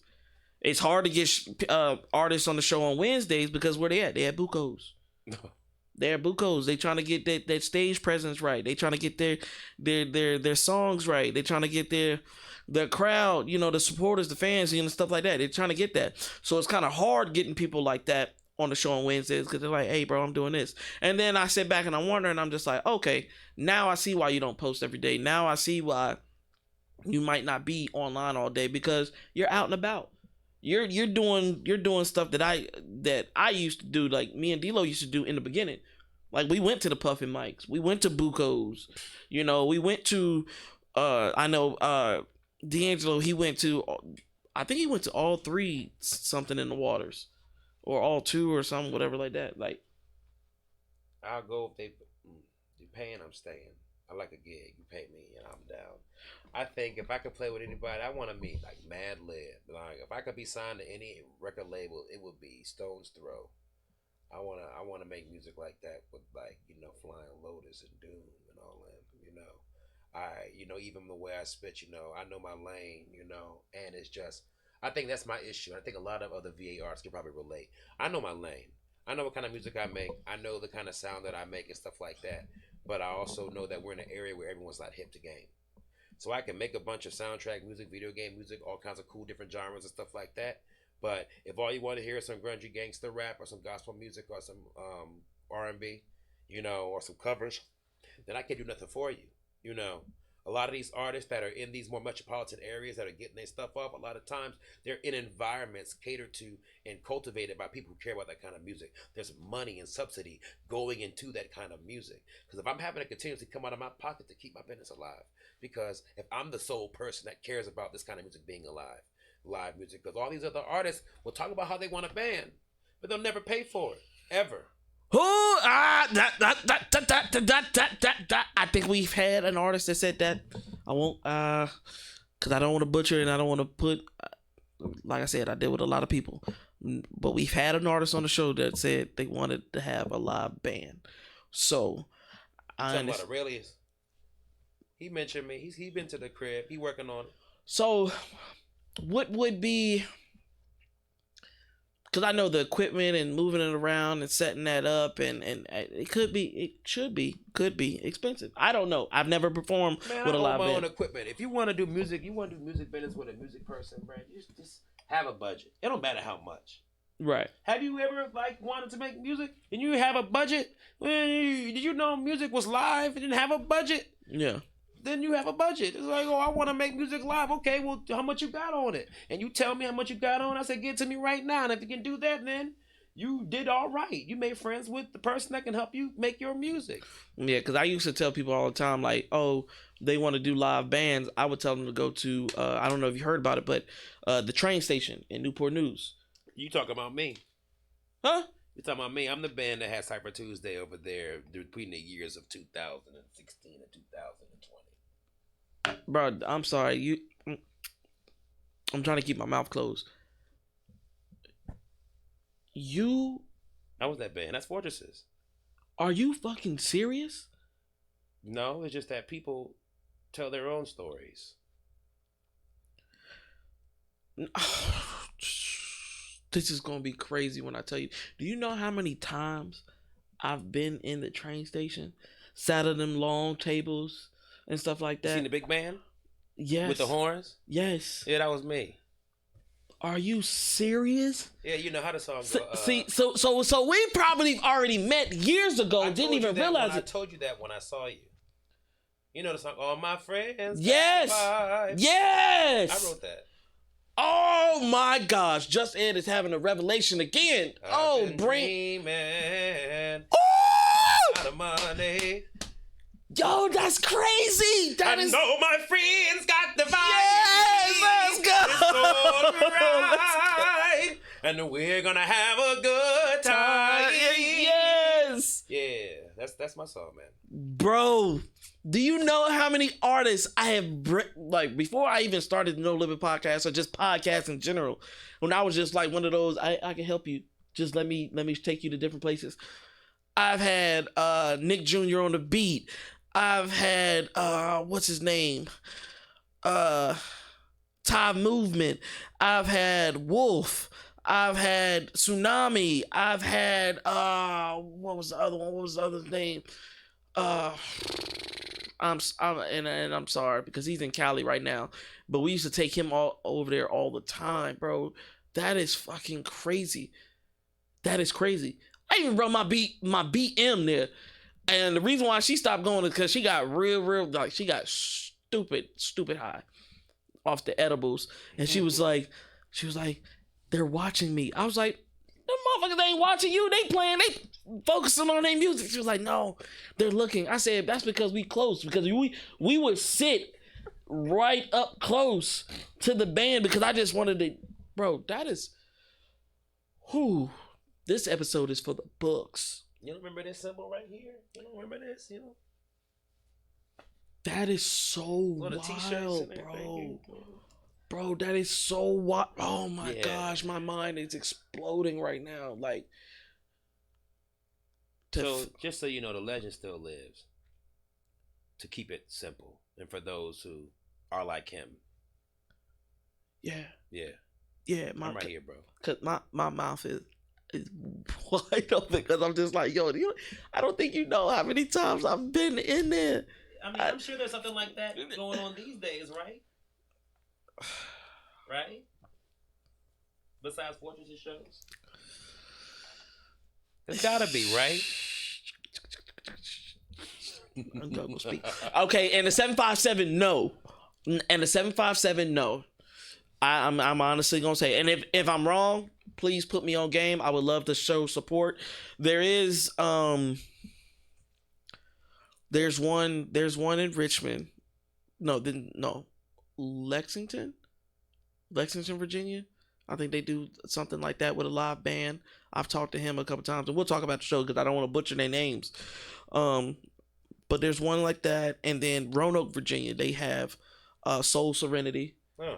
And they do poetry and they do the live bands and stuff like that. They do that. My cousin actually hosts a couple of it. Shout out to D-Lo. Well, the other D-Lo, the D'Angelo, my cousin D'Angelo. They got an event out here. It's not the same. I don't know. I haven't been since the split. But they still do Cypher Tuesday. But it's just Q5 by himself and he doesn't whip the fellas. Oh. And they're at Noir, and sometimes they do 80-20. They do the slow dive jam session. Yeah. So after our partnership ended, he took the Cypher brand and kept on going. Yeah, that is so wild, bro. But the one that you're talking about with the train station, yeah, that is wild, bro. Yeah, that was 4 to 6 times. You know? That takes me back to like early. Because my daughter she had to be 1 or 2. So that was probably like 5 years in a row that I was 5 years that I was going back to there, back to back. And that's where I would take people when I was like, yo, you want stage presence? You want people to be right there in your face, not talking. They eating dinner. They watching you. Like we used to eat dinner there, like during the shows. That is wild, man. Yeah, my bandmates we were the waiters and the bartenders too. I didn't probably tip one of y'all a couple times. Yeah, that's man. Crazy. But I think it's cool. Like post-COVID, things a little different, but all the ingredients are out there. Like I said, it was at Chrysler Center. Q5 was at the Chrysler at the event. I saw him there. You know, so he's still doing his events. You know, Fortresses, we still doing our thing. You got different artists and stuff like that. They just started more events at Venue on 35th Street. You know, you got Utopia Finney with Rice and them. They still trying to do their thing. They got open mics coming back. You got Truly Fresh with Trippy Tuesdays thing. Okay, yeah, I've recently been hip to Trippy Fresh, Trippy Tuesdays. Excuse me for that one, but yeah, Trippy Tuesdays have been posters and videos all in my inbox, but it'd be so many people that be in the same groups or just promoting, and I get it, and I'm just like, who are y'all? Like, why am I getting all this? Like, who's really running it? Like, I never know.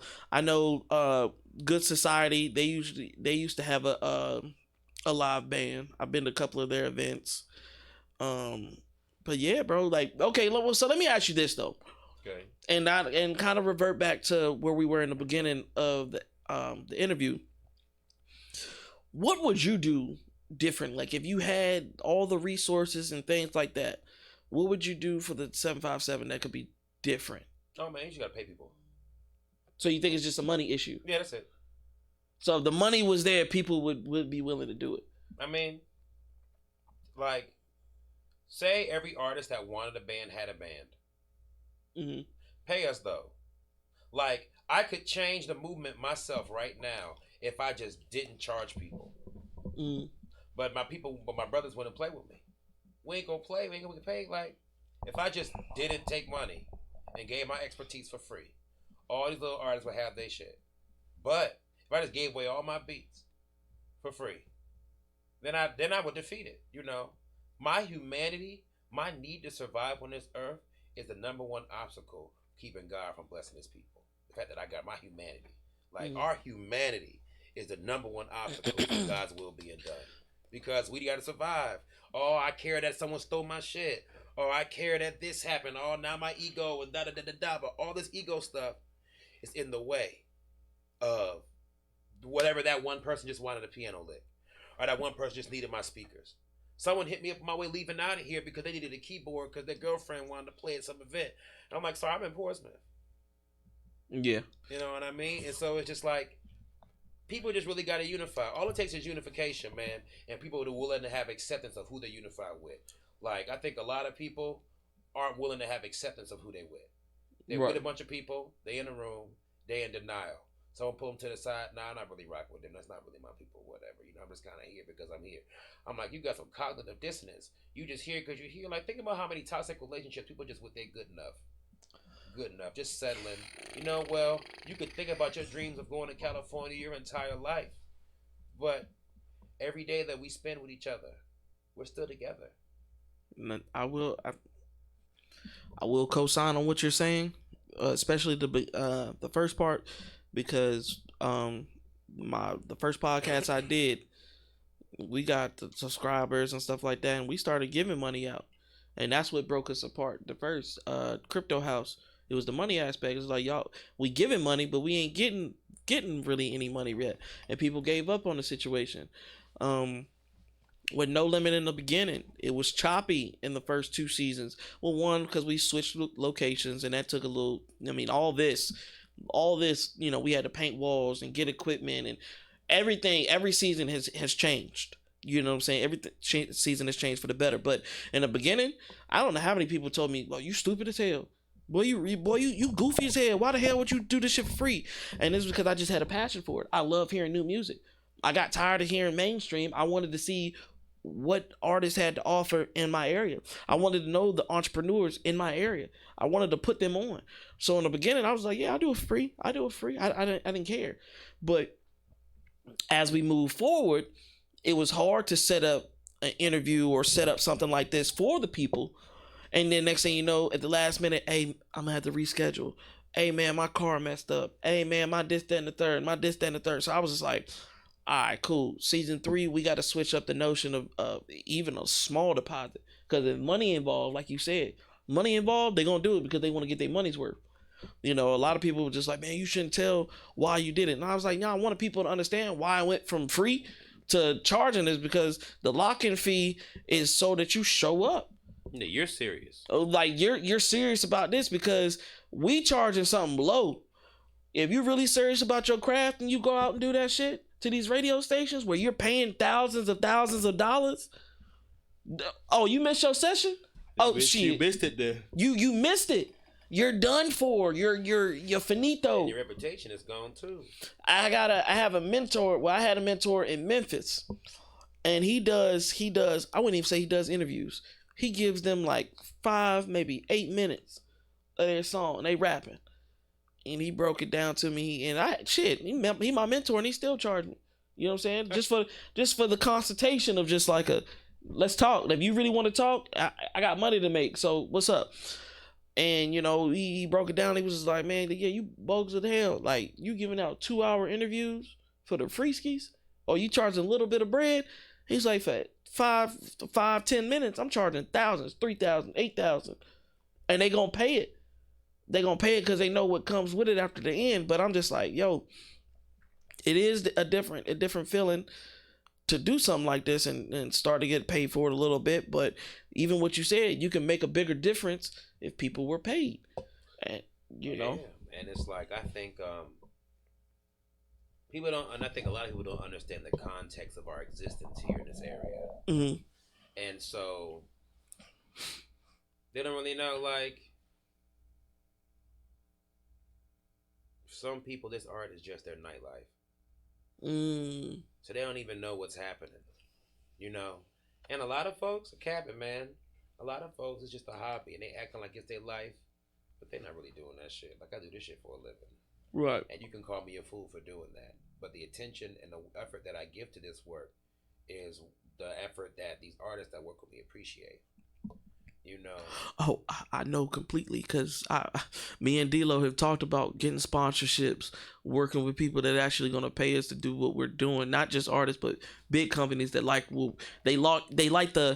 love and just being real with the people. Because a lot of people, they do this and they not real with them. And I told them, I was like, well, maybe we need to get sponsorships and stuff like that, because if I can switch out if I can get rid of the jobs that I'm at right now and really give this thing 100%, boy, it would be a problem. It would be a problem because now I don't have to do things on Wednesdays and Sundays or sometimes Saturdays. Now I can do this Monday through Sunday.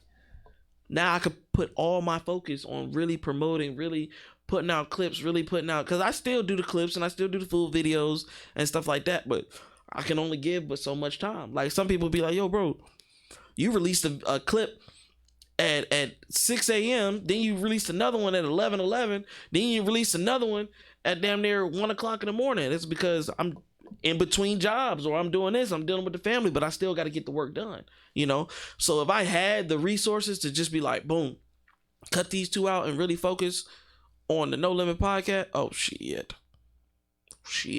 There would be so many artists that really get that time of day to really show their craft off and really learn and really network. And that's one of the things we wanted to do on the show, as have different people, different entrepreneurs, different artists, different musicians on here and network. Right. Now that you're sitting on the couch, now that people see who you are and hear what you've been talking about, hey bro, can you tap me in? I was like, yeah, I can send you a message, but that's y'all's conversation. You know what I'm saying?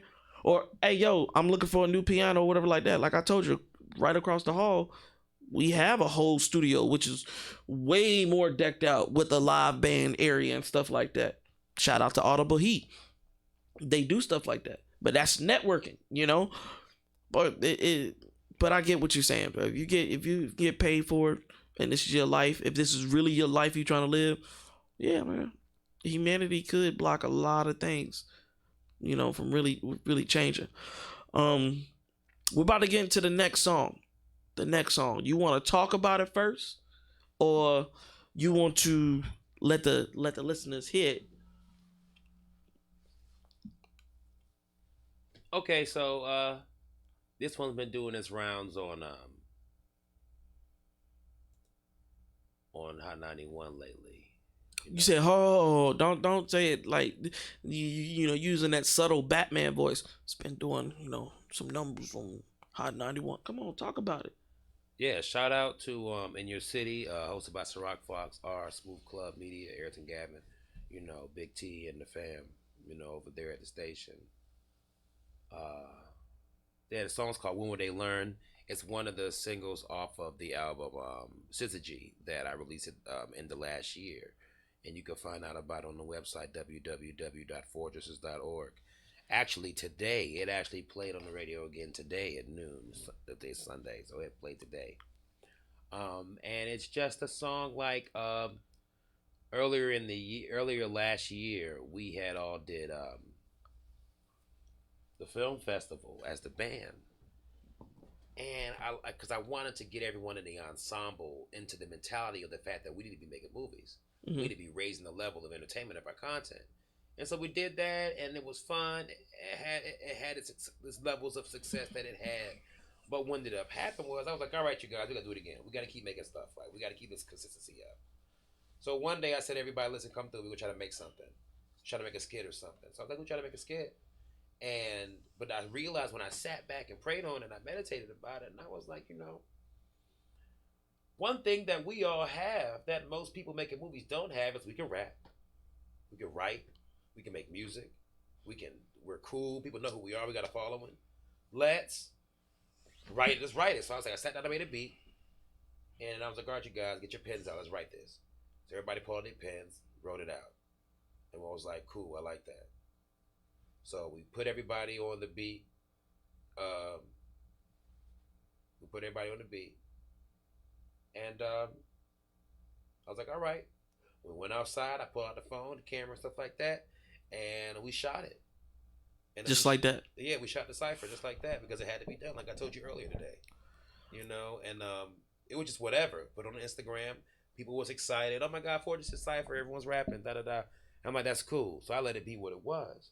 But what ended up happening was that later on in the year, when I was going over all the tracks for the project, people heard that song just off the drafts, and they were like, that's got to go on the project. I was just like, whatever. They were like, no, that need to be spinning. And I'm like, wow. I was like, it gives off this old school hip hop vibe or whatever. I guess if I had to give a small bit of trivia to the production of it, I was inspired by the Sanctuary Temple Guardian boss track from Earthbound Super Nintendo. If you all are woke like that, you can check that and you'll hear the similarities. But that's the only thing unknown trivia that people who've heard the song might not know. So. Yeah. Okay, so you said so the song is called When Will They Learn? When I was listening to it earlier, there is one familiar voice on there. I know you said it was a cipher, and I kind of want to ask now, but I want the people to listen to it. So we're gonna go to it, and then afterwards, I want to ask because I could be wrong, but I feel like this is him.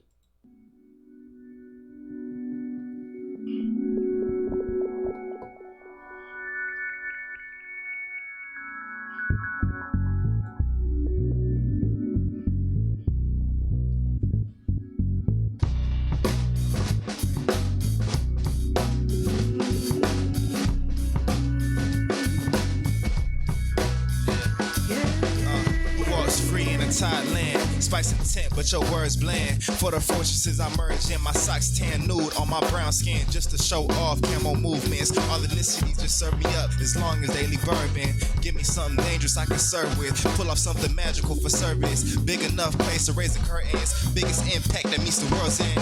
I'm in a foot where I'm free to throw my words in like gold long. I call these touchdowns with purpose. You wanted something to see, asking for the specialty. Pull it through the sky, get it from the great ally. Asking how it's done, run the track until we won. Now who you ask for, Dylan the realest that touch the door. Who got a problem, nigga, drop the low. Locomotive choo-choo in the zoo suit, I'm puffin' smoke. Georgia baby, but the beach raised. If for the jet for any pill, wanna come around and talk crazy. Keep it pippin', you be sippin' for some action. I'm in a tummy, then I take her back to Zach's beats. You know I'm trolling if you wanna be heroic. I got blues, I just need somewhere to store it. Come on, I need a drop top with a digital dash, and you can cruise to the cruise, show me how you move, but baby don't shake too fast. Come on, I need a drop top, with a digital dash, and you can cruise to the cruise, show me how you move, but baby don't shake too fast.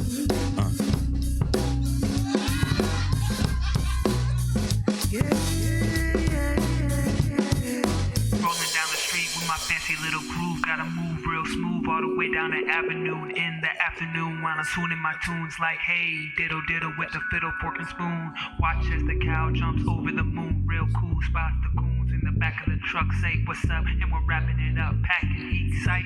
They was capping it up, so we snapping their cuffs in the rough, looking real tough. When they learn that enough is enough. Here we go.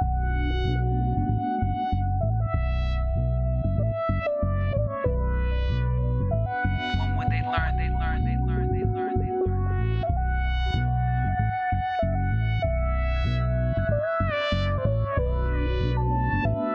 When they learn, they learn, they learn, they learn, they learn.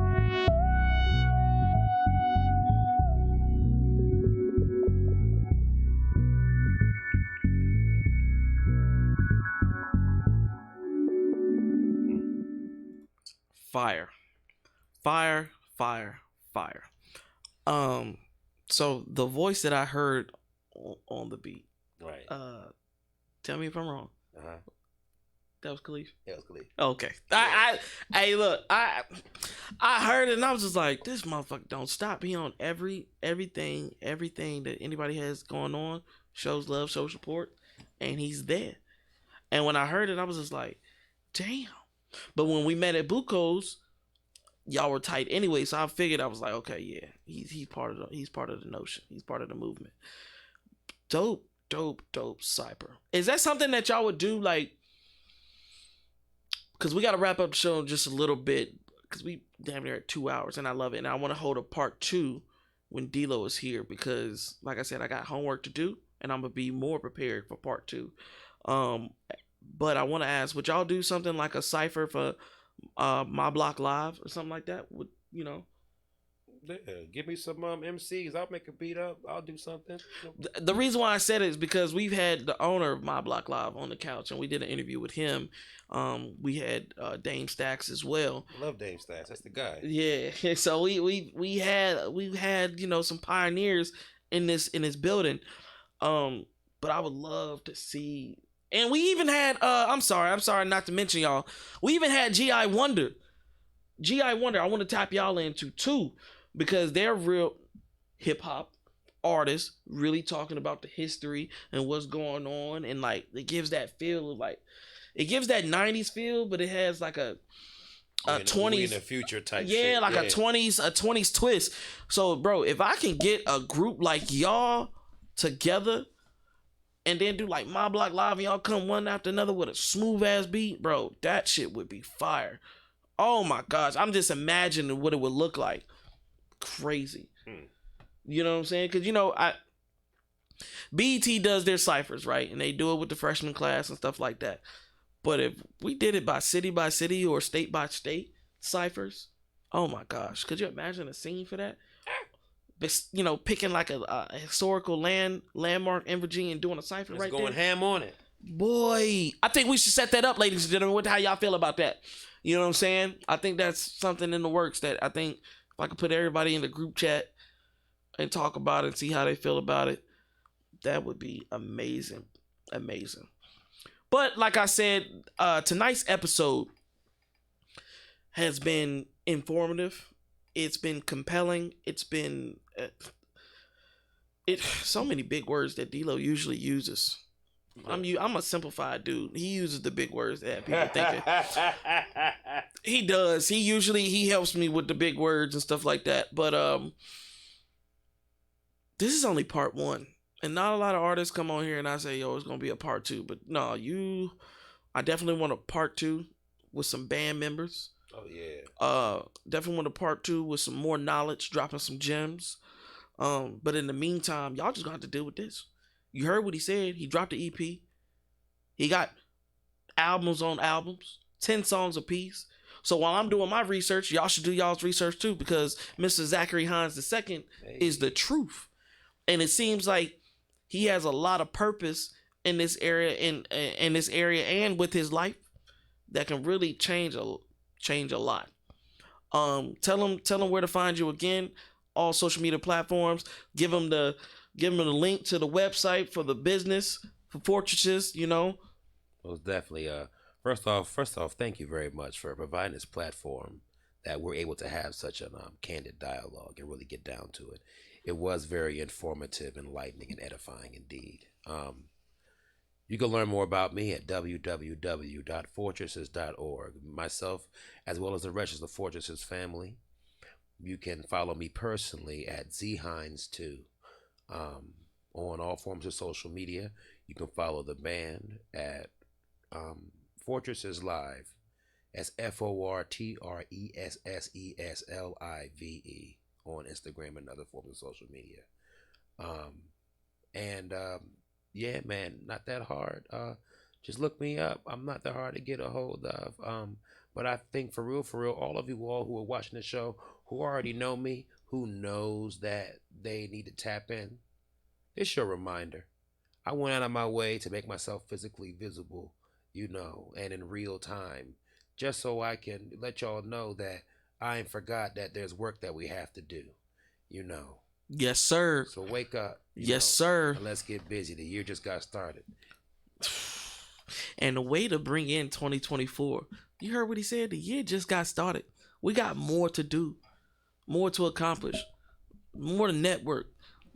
Let's not think of each other like it's competition, but more as family. Let's do the right thing. You know what I'm saying? Let's put people, not necessarily put people on, but teach one another. You know what I'm saying? There's so much knowledge that different people have, and you never know what they can do to benefit your own situation. Like I said, tonight was something deep for me. And, I had to reset my brain about 4 or 5 times. But that's just how it is on the No Limit podcast. No limits. Because when you come on here, like you said, there is no limits. So till next time, ladies and gentlemen, we out. Peace. Make sure y'all cop these Fortresses beanies, y'all. We got them on the head right now. Oh yeah, we didn't even talk about the merch, but guess what? We got it next time. And please bring merch. Artists, entrepreneurs, you come here. Though we love the paintings, shout out to Sketch and all them. Though we love them, bring some merch so we can put them on the wall. We're working on getting another camera that prints out the pictures right then and there, so we can put y'all on the wall so y'all can sign your names and stuff like that. Like I said, man, when y'all walk through the door, y'all family. So love y'all. Peace. Peace.